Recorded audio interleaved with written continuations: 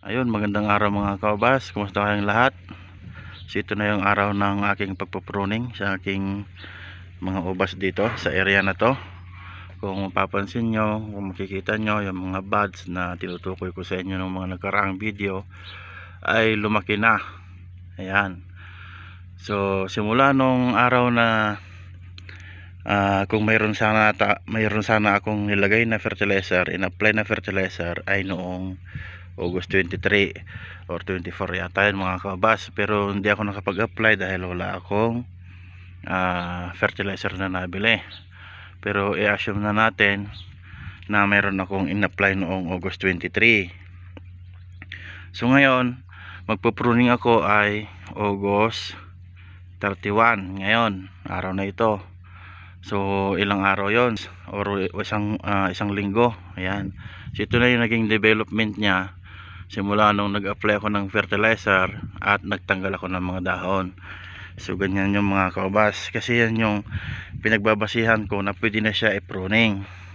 Ayan, lalaki na yung mga buds. Malapit na siyang mag-bud break. Pero simula nung nag last harvest ako dito mga kaubas ay umaabot na ng mahigit 3 weeks simula nung last harvest ko. So yun yung kabuuan ng paghahanda ko yung ditong aking ubas bago siya i-pruning ulit, pabungahin ulit. So nung last na apply ako ng fertilizer August 23, so doon din kayo ulit bibilang ng 2 weeks or 15 days mag-apply ulit kayo ng fertilizer. Ang i-apply nyo ay complete at potassium mga kaubas, para tamang tama pag ito ay bud break na, nagkaroon na ng bagong sanga, ma-absorb na niya yung i-apply nyo ulit na fertilizer na isusupply naman niya dito. So pagka ito ay bumuka na at nag 1 inch na siya kahaba, tawang tama na ma-absorb niya yung fertilizer na in-apply nyo, bubulaklak na siya. So yun yung tamang timing nun mga kaubas, sana maintindihan nyo. So ngayon ang pagpupruning ko naman, so nandito yung mga magagandang buds niya. Itong nasa hanggang una at saka pangalawa ay medyo maliliit, pero dito sa pangatlo, pang-apat, pang-lima ay nandyan yung mga malalaki. Dito pang-anim, so dito puputulin ko sa dyan. Ang pagpuputol ay pa-slide na ganon, ganyan, para pag umulan hindi direct na tamaan yung sugat at pumasok yung ulan dito sa sanga na ito, sa loob niya, para hindi magkaroon ng kung ano mang makakasira sa kanya. So ito gagawin ko na siyang cuttings. So dito naman, so dito ko siya pinutol noon, ayan, makikita nyo dyan, ayan, yan. So ito yung kung saan siya bumunga noon. So dito sa una, maganda naman yung buds, pangalawa, pangatlo, pang-apat, pang-lima, so ito pang-anim, maganda pa rin. So dito ko rin siya puputulin, ayan. So ganun mga kaubas. Ito namang isa, itong black grapes, so magkaiba sila ng characteristics dun sa green variety. Ito naman pag ganyan na malaki naman, malalaki siya, dyan, dito ko naman siya putulin kasi mas maiksi itong black variety, mas maiksi yung kanyang mga sanga. Ito kaya pinutol ko siya dyan kasi nakikita nyo na napakaganda yung mga buds. Pero yung iba mas maganda na sinasagad ko siya, itong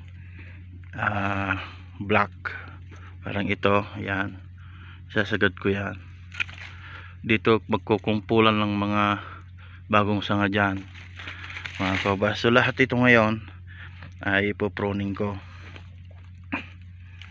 yan. So hila-hilain lang na ganyan.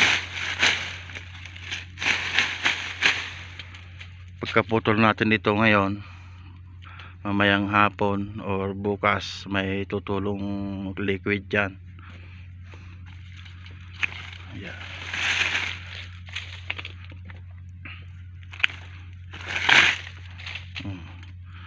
Ito mga kaubas, dahil green siya, mataba pero green, sinasagad ko siya kasi pag green, maliit yung chance na siya ay bubunga.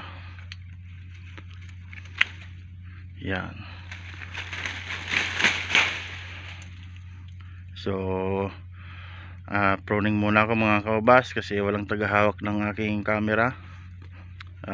Balik tayo mamaya. Nabawasan ko na. Ito pala mga kaubas, yung mga ganito kapapayat na wala pa siyang pencil size, pwede nyong isagad, pwede ring isang nodes lang mga kaubas, pero mas magandang isagad mo na lang or isang nodes, yun nga pala, isang nodes or pwede ring isagad. Pero yung mga sanga na maliliit talaga, yung example, hanap ako, yung mga ganito, yan, sinasagad na lang yan mga kaubas. Tapos yung green na ganyan, green ito, sinasagad ko na rin kasi pagka hinabaan natin yon ng 1 or 2 na nodes, matutuyo lang yon, hindi yun magkakaroon ng bagong sanga. Ito maliit, wala ring pencil size.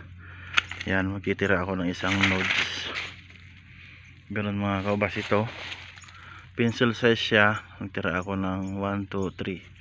yan, kasi maganda yun, oh. Ayun, yun. Ito mga green, yan, sagad na lang yan, yung mga green na yan. Mas maganda yung tutubo dyan pag sinagad. Tapos itong mga tuyo na sanga, tatanggalin din natin. Tapos ito mga kaubas, ito yung mga dry skin ng ating ubas dito sa puno, lilinisin din yan kasi maaring dito bumahay yung mga insekto na pumapasok dyan. Merong insekto na magaling dyan, pumasok dito sa katawan ng ating ubas, kaya tanggalin din niya mga ganyan para walang pagbahayan ng insekto. So ito yung isa pang karagdagan dun sa pagpupruning o paghahanda bago siya pabungahin. So yun, yan, medyo marami na akong naputulan, so mamaya uli. Ayun mga kaubas, tapos na ako mag-pruning pero ulan. Ayun, sobrang andyan na yung ulap, napakadilim na. Ito yung isang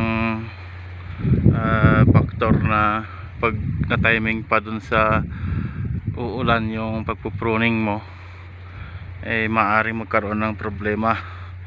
Pero basta mga kaubas, after nya mag-pruning, huwag nyo makalimutan na mag-apply ng fungicide. Yan, magandang i-apply dito yung mga systemic fungicide para double action yung protectant ng inyong ubas. Ayan, na-pruning ko na lahat. Pero ayan, umaambon na. Oh, sabi na, dyan na yung lakas ng ulan, no? Ay, kahit ngayon lang sana wag umulan.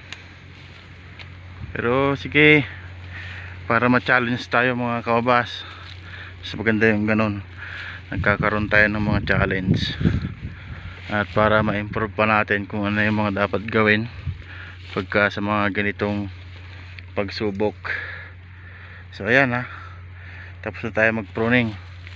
So kung mapapansin nyo, mayroong mga isa, mayroong mahaba, ayan, may dalawa, kasi depende yan sa size ng